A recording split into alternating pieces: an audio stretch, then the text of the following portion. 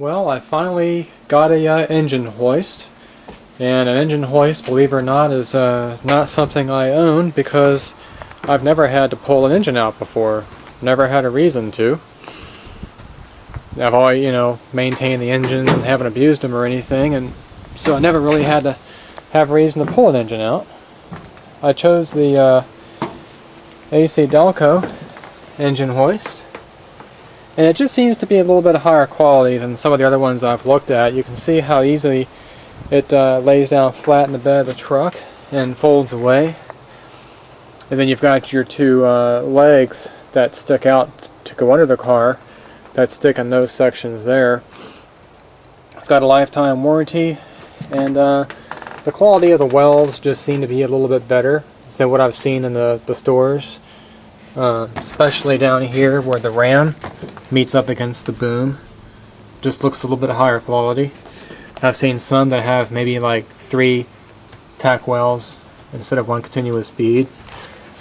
So, a little bit more expensive, but definitely I've learned over the years not to skimp on tools. You don't want something like this to let you down and get yourself hurt or damage what you're trying to lift. And the ones I've looked at, they came from Harbor Freight and Northern Tool, and they look okay, but this one just seemed to be a little bit higher quality, and it also weighs more. And that's one of the things to look at. It's really kind of hard to judge the quality of these things. There's not a lot of information about them on the web as far as specifications, other than how much they can lift and things like that. But I think the fact that this thing weighs more, to me, means it has more steel in there. It's just going to be thicker, a little bit more tough, a little bit more rugged, thicker gauge steel and everything like that, metal casters. And so it should be a pretty good hoist. I've looked at buying used hoists, but I got to thinking, for one thing, the used hoist from Craigslist, or eBay for that matter, generally are not that much cheaper than what I paid for this one. And you don't really know how they were used. They could be damaged internally, you just don't know. And so I thought it was better just to go ahead and get a new tool that has a lifetime warranty and that would provide maximum safety and maximum convenience. And to help matters out, I also sprung for the load leveler, which also seems to be one of the better load levelers, also from AC Delco. And it just seems to be a little bit beefier, a little bit higher quality than some of the other ones I've looked at. And it also comes with this chain. I haven't taken the chain out yet, so I don't know if it's just a regular chain or if it has some fittings on there to bolt up to the engine. And then it has this nice long crank, so you have a pretty good moment on there to turn the worm screw in here to kind of tilt the engine back and forth.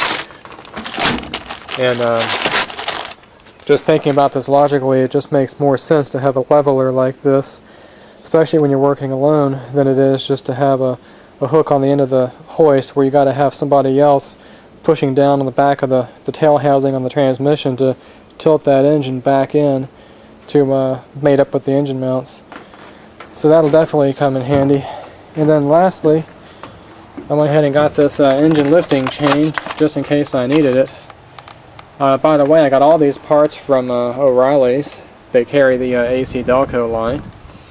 And the other thing is I think that the AC Delco branded tools are going to have a little bit higher resale value should I choose to get tired of looking at this stuff and sell it, but I think I'll hang on to it for a while. And this chain is neat because it has the fittings on here to put some bolts through the head. At least in the 4.6 there's places where you can screw some bolts in and basically hook this chain up to the hoist and get it on out of there. So basically what I'm trying to do is get myself some flexibility and some options with all this stuff, because for one thing, I've never lifted a motor out before, and for another thing, the 4.6 motors, because they're overhead cam, are a lot wider. It's not a large V8 engine, being 4.6 liters, but it's definitely a wide engine compared to a Ford 302 or a Chevy 305. And I can show you on this side. If I get that out of the way, there's a place for a screw right under here. So there's 2 screws that'll go on that side of the head, and then 2 screws that'll go on the other side of the head toward the rear, and a chain to go across, and that's how they intend for you to get the engine out of here. And this engine's almost ready to come out. And it's a little bit frustrating that on the newer cars they don't leave the lifting hooks on here from the factory. And what I'm talking about, we can see on the F-250 here what I mean. This is a 1995 model, and it's got the 351 Windsor, or 5.8 liter, and they left the lifting hooks attached to the engine. So this engine would be very easy to get out. All you'd have to do is just get a chain with a hook on it and hook it up on that lift bracket, and there should be one on the other side toward the rear, toward the firewall, and the engine will come right out. I've tried finding these lifting brackets for the 4.6, and they're very hard to find, and when you do find them, they're just really expensive, like $100 just for a piece of stamped steel. So definitely not good. So that's one of the reasons why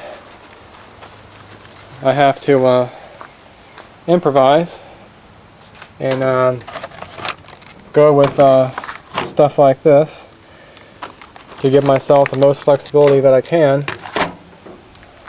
so I don't have to keep running back and forth to the parts stores with a trial and error process trying to get the motor out. So I guess the manufacturers are trying to save weight or save cost. I'm not really sure why, but this engine really does not have anything on here to use to lift it out. You could use the alternator studs here, or bolts, but they don't seem to be very strong, and this is not the thickest material, not the thickest part of the engine either, so I don't want to take a chance on cracking that, especially on the 13,000 mile engine. So anyway, this is just a little bit of an update. There'll be more. And by the way, I've got the radiator cradle assembly from the wrecked car all painted and prepped for installation. Got the airbag sensors all put back on, all the wiring, management accessories, hood stops, radiator mounts. I just went ahead and rattle canned this. It already had a pretty good paint job on here to begin with from the factory. The whole body of the car is dipped in what they call an E-coat, so there wasn't really any point in you know, sanding it all down and making it look like, you know, $1 million. It would just be almost impossible. There's so many nooks and crannies and odd shapes around this and behind all this that it just would be virtually impossible. So I just took some brake cleaner, actually, which is not good for paint, but I don't care, I was going to paint it anyway. Cleaned all the grime off of it, got it all clean, and just went ahead and used an entire can of Duplicolor high gloss white, and then I put all the fasteners back in where they go so I don't lose them, and I also clean those up as well. So this radiator cradle looks like new, and I think it's going to match up real nice with this with the white car. And haven't made up my mind if I'll go ahead and put that in first and then try to put the body back together and then take the engine out, or if I'll just take the engine out right now. I kind of don't want to get too far along and have so many parts laying around that I forget which goes where. And one of the other things I'm trying to do is I'm going to have to, if I can, swap the main wiring harness, which goes in through the passenger compartment, so I can have the automatic climate control. I'm going to go ahead and give that a shot, see what I can get away with, and if I can't do that, then I'll just go ahead and use the manual climate control. No big deal.